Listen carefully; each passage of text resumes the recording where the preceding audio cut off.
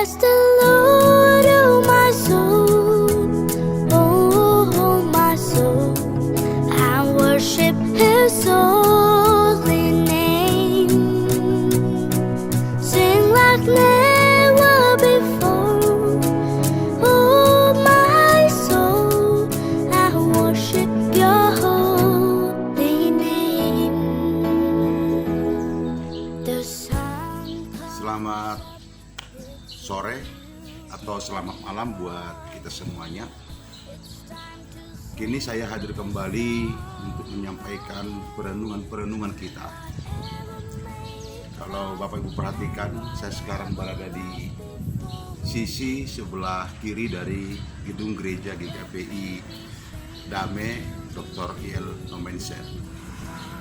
Perenungan ini secara khusus saya sampaikan terutama dalam rangka persiapan kita menjelang Paskah yang sebentar lagi kita akan rayakan, namun juga di sisi yang lain barangkali perayaan Paskah untuk tahun ini berbeda dengan tahun-tahun sebelumnya. Bahkan saya kira dalam sejarah gereja inilah perayaan Paskah yang paling unik di antara perayaan-perayaan Paskah lainnya, karena kemungkinan besar kita akan merayakan Paskah di rumah masing-masing yang tadinya kita merayakannya di gedung gereja. Bapak Ibu, maka itu pada hari ini saya mau mengajak kita untuk merenungkan satu model spiritualitas. Saya sebut itu spiritualitas extraordinary atau extraordinary spirituality. Maksudnya apa? Spiritualitas yang perlu kita kembangkan dikala kita sedang menghadapi suatu situasi yang di luar kewajaran. Situasi atau ruang kehidupan yang berbeda dengan kehidupan yang lain. Anjuran pemerintah masih tetap hingga sekarang stay at home, berdiam di rumah, beribadah di rumah, bekerja di rumah, dan kita diminta ada tetap di rumah. Saya kira kalau misalnya pemerintah sampai sekarang ini masih menerapkan salah satu diantaranya adalah beribadah di rumah, bukan bermaksud membatasi ibadah atau kebebasan beragama.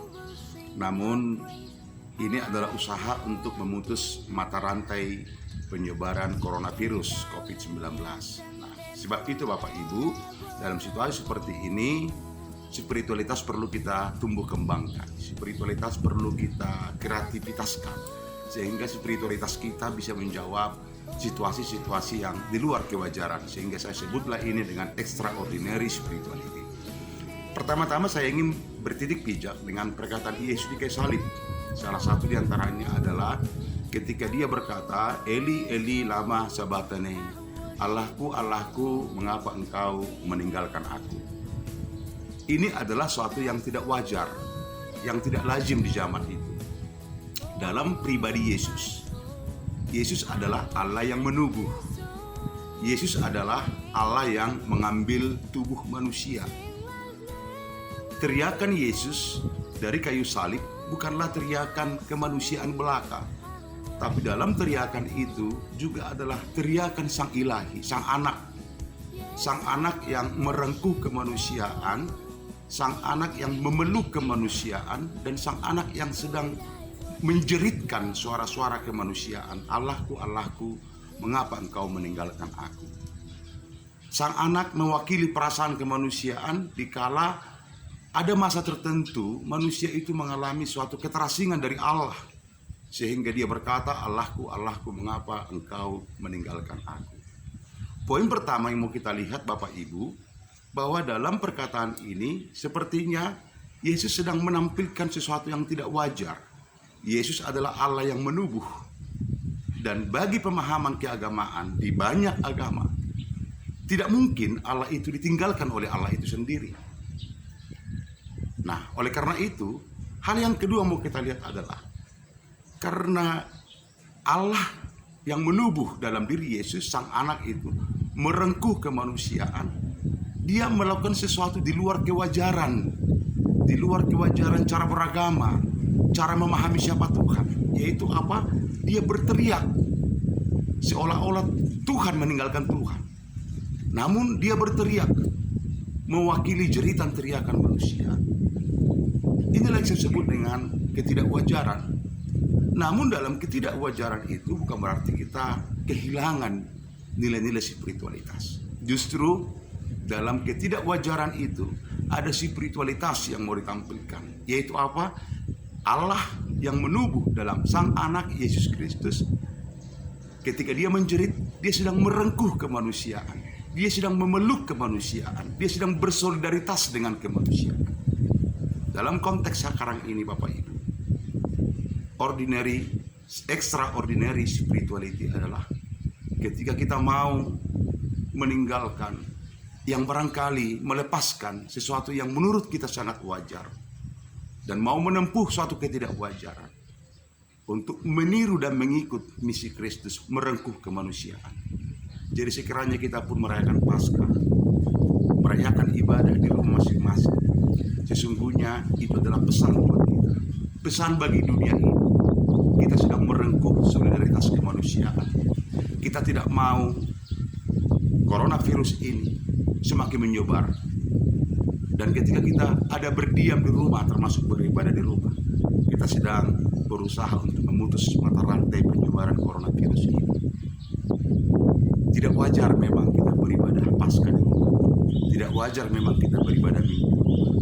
Tapi dalam ketidakwajaran itu, ketidakbiasaan itu, spiritualitas yang mau kita kembangkan adalah kita mau merengkuh kemanusiaan. Kita mau bersolidaritas dengan kemanusiaan. Bahwa bukan hanya kesehatan diri kita saja yang kita pikirkan manakala kita berdiam di rumah. Tapi kita tidak mau melalui kita rantai penyebaran virus COVID ini, coronavirus ini semakin menyebar. Itulah cara kita merengkuh kemanusiaan itu. Itulah cara kita bersolidaritas dengan kemanusiaan itu. Karena itu Bapak Ibu, jangan pernah kehilangan nilai-nilai spiritualitas. Ketika kita sedang beribadah di rumah, ketika menjelang Paskah ini kita sedang ragu, sedang khawatir apakah kita merayakan Paskah di rumah. Sekiranya pun kita harus merayakannya di rumah. Sekiranya pun kita merayakan pengenangan kematian Yesus di rumah. Mari rayakanlah itu sebagai salah satu cara buat kita untuk memutus mata rantai penyebaran coronavirus. Dan ketika kita berperan memutus mata rantai penyebaran coronavirus, kita sedang bersama-sama dengan Tuhan kita itu merengkuh kemanusiaan, bersolidaritas dengan kemanusiaan. Allahku, Allahku, mengapa engkau meninggalkan aku? Adalah satu titik bijak bagi kita untuk berani memiliki sisi spiritualitas dalam ketidaklaziman yang sedang kita alami saat ini. Karena itu Bapak Ibu yang terkasih dalam Yesus Kristus, jangan pernah menganggap bahwa apa yang kita lakukan selama ini adalah sesuatu yang tidak benar ketika kita beribadah di rumah. Jangan anggap itu sesuatu yang salah, tapi itu adalah spiritualitas extraordinary buat kita. Dalam ketidaklaziman, dalam ketidakbiasaan, dalam ketidakwajaran, tapi kita tetap terdorong. Apa yang kita lakukan ini adalah bersama-sama dengan Kristus merengkuh kehidupan ini. Bersama-sama dengan Kristus memperjuangkan kehidupan ini. Kiranya perenungan ini sungguh bermanfaat bagi kita. Kiranya perenungan ini menggugah hati kita. Ayo satu langkah melawan coronavirus. Ayo satu langkah untuk merengkuh kemanusiaan. Ayo satu langkah untuk bersolidaritas dengan kehidupan. Salam mentari dari kami buat kita semuanya, buat para medis, buat para korban, dan juga bagi orang-orang yang sudah COVID, yang sudah dinyatakan positif COVID-19, kami tetap berdoa untuk Anda. Salam mentari, Tuhan memberkati kita semuanya. Amin.